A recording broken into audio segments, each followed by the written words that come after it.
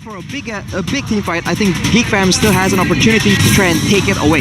My question is, who's going to be the jungle for the side of Geek Fam? Oh, it's going to be the Cho here. So a Cho versus a Boxia in that jungle position. What do you guys think about this? Two tanks in the jungle. More playmaking ability from the Cho. Just more solid frontline for the Boxia. So it's a trade. Playmaking versus frontline. Let's get ready, ladies and gentlemen, for game number 3 for BTR versus Geek Fam. We're jumping into the land of Dawn to see the decider of this game. 1-1. It's time for both of these teams to step up and perform because they're technically playoff lives are on the line, 7 and 8 place. And remember, both of these teams still sitting at a 17% match rate as well. So we're going to see who is going to come out on top and finally break that. Who will be taking that? He's always there to back the team up and obviously to follow up with the engages that are left open by his team. But again, ladies and gentlemen, we're jumping straight in to the land of Dawn for game number 3, resuming after that pause. It does seem like the Bruno has no problem with that wave clear against the Brody though. So that's actually something that Bigetron Alpha can utilize to their advantage. Seeing the positioning happening as well as we can see Key as well as Beloisky already rotating upwards. But the difference is now Max already there as well. Max has a lot faster clear on that Boxia, and that's why it was one of the first heroes that were one of the tank heroes that was played in the jungle initially.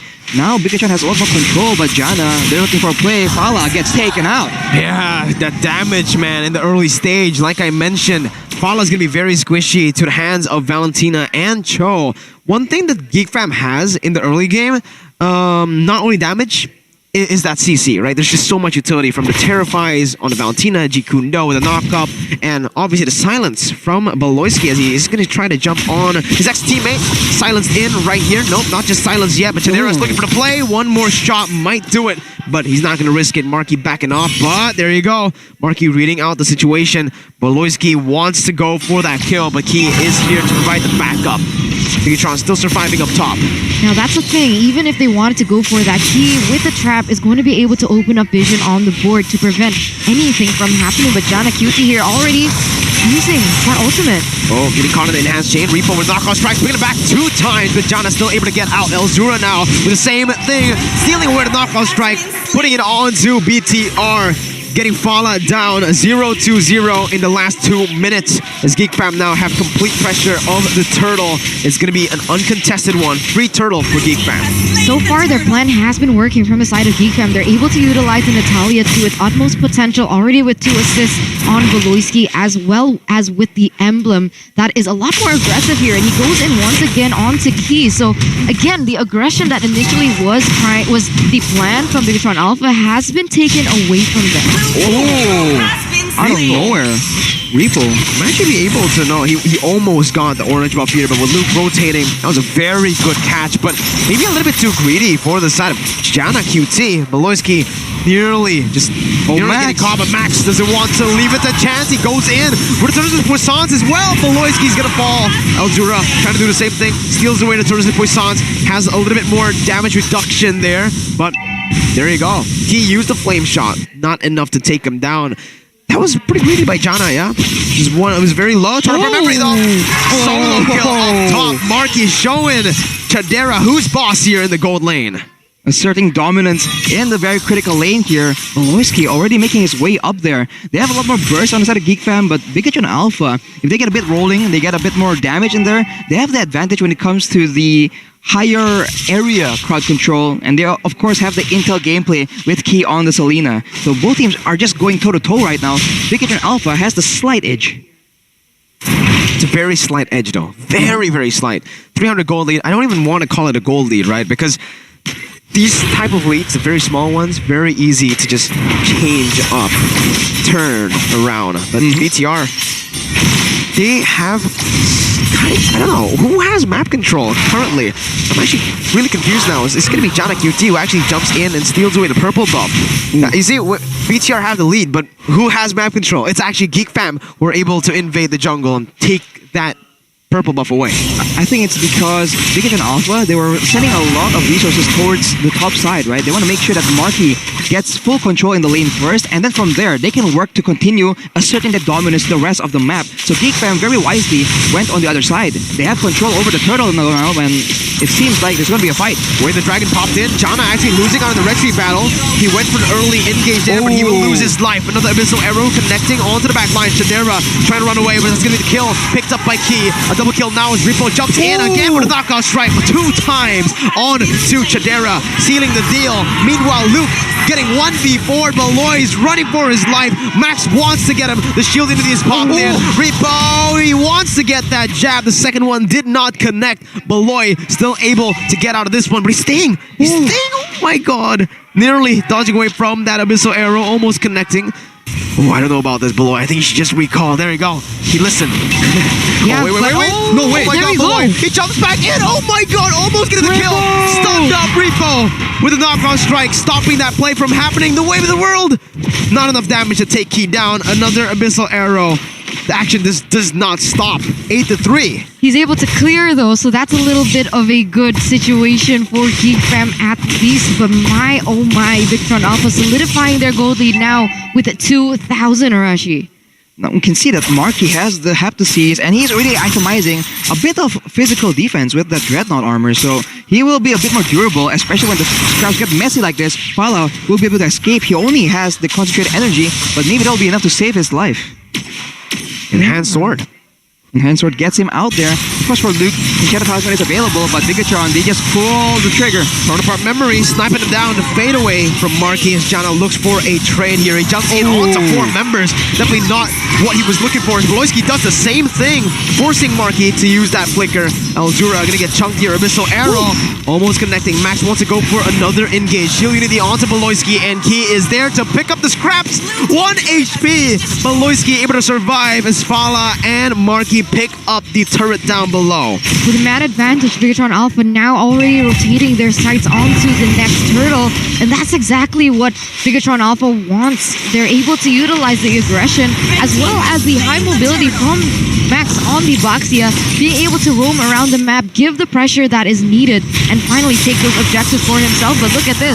Another Abyssal Arrow finds Jana. He goes over to wave the dragon, bringing Max back under the turret, but it is not enough to take anyone down. BTR were able to use that to actually capitalize on Jana.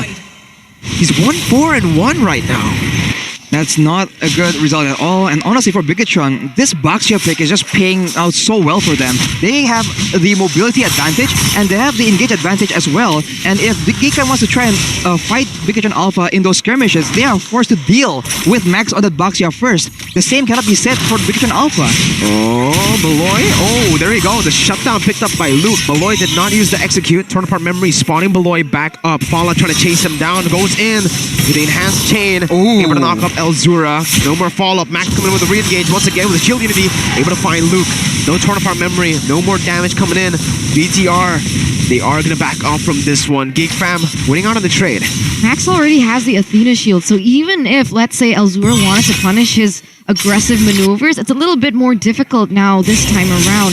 Bigetron Alpha solidifying now with a 5,000 gold lead, pushing the pressure in that top lane as well as that bottom lane, as both of the structures have been taken away from Geek Fam. Repo was able to steal the orange buff from Geek Fam, so that will be something that he is able to do. Bigetron Alpha, they can exert pressure with only 4 members, and Repo is free to make all the crazy plays he wants solo in the bot side, away from all the objectives. That Paquito pick, the mechanical outplay potential, is going to be so beneficial for Bigetron Alpha.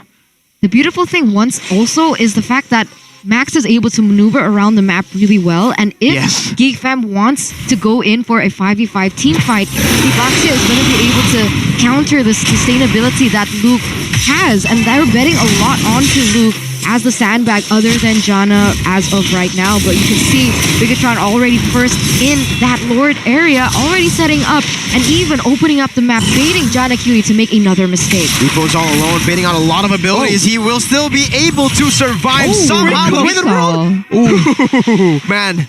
Repo, he survived out of that one. Elzura gets taken low. Flicker, torn apart memory. Elzura gets sniped down. So good. Marky with the play to secure a kill and a man advantage for the Lord fight right now. That is crazy, man. Bigetron Alpha, they also have the combo, by the way, of using Max and Key at the same time. One stun can lead to another, and that really is a lot of pressure for Geek Fam, especially if you're in the front line. Jana, Cutie, and Luke, they have to be very aware of that, and that is, allowing them to just like be a bit more difficult to deal with. And Repo just gets the solo kill onto Beloyski out of nowhere. No, but how did he know? Oh my god. It's just pure skill, Eterna. No, that was insane. How did he know that he was in there? But now Janakuni might be caught. Yeah, but Marky with the killing spree, that's what it's for. You jump onto him. As long as he gets the kill, he's going to be able to sustain back up. But I do agree, that was... What? Yeah, that was Repo going full god mode. And he's doing it again. He's waiting. He's waiting for Elzura. He's stealing Sneaky the Beaky. Oh, goodbye. Oh no, Elzura's still able to survive there. But I really wonder, is Repo building full damage? He's dealing a lot of damage. And there you go, the Taunt King himself just recalling Max as well. Oh no, they're feeling it. Oh, this is a danger. Like, the confident Bigetron, that's dangerous, man. Hunter Strike for Repo, that's the answer, Mirko. He has a lot of damage. No, Missile Arrow lands onto the back line, so Bigetron Alpha, they can just wait for opportunities like this. This is why that Selena pick is so annoying for Geek to deal with. Yeah, they're going full siege right now. Just taking those turrets. Marky not caring right now. Able to receive a little bit of damage from that turret, but he's able to come back into it right now as that Lord is already marching in the bottom side. Slow push from the top side as well, as all three lanes are going to be collapsing. Well, they're going to look for the siege once again with Marky. It does enable them to do that, but Jana gets chunked really low, and that's all just for one wave. A missile arrow connecting onto the back line. Enhanced chain as well. Comboed in. Not looking good for Geek Fam. They've lost one member, and it might be the end for BTR. They're going to go in all the way for the base. Repo doing the damage onto him as Jana QT is going to get taken down by Marky. Elzura, 1 HP, still able to bounce away, flickering out of that position, but Beloyski jumps on to the wrong target, onto the tanker. Max was able to soak in the damage, and now it might be the chance again for BTR to look for the close. They're clearing out the way slowly but surely, and Hash Chain finding it again onto Elzura. He's going to get taken down. A missile arrow finds it, smart, onto Chadera. Another dominant game, and it's on the hands of BTR, securing 7th place, winning it 2-1. No longer 17% match rate for Bigetron. It has increased, and unfortunately for the side of Geek Fam, they are forced to stay in that 8th place position. But man, that was a one-sided game by Bigetron. Well done. I enjoyed game number 3. It's just so clean of a performance, and this match overall just shows you the importance of drafting, man. It shows you the importance of Beatrix too. Yeah, absolutely. It's just so strong, and if you take Beatrix out of the equation, you can see both these teams get taken down a notch. But even then, Bigetron, they're able to come out on top due to, I really think in the end, that Baxia pick was one of the keys to victory for them as well. But obviously, it's a great performance from everyone involved. Marky, we said he was...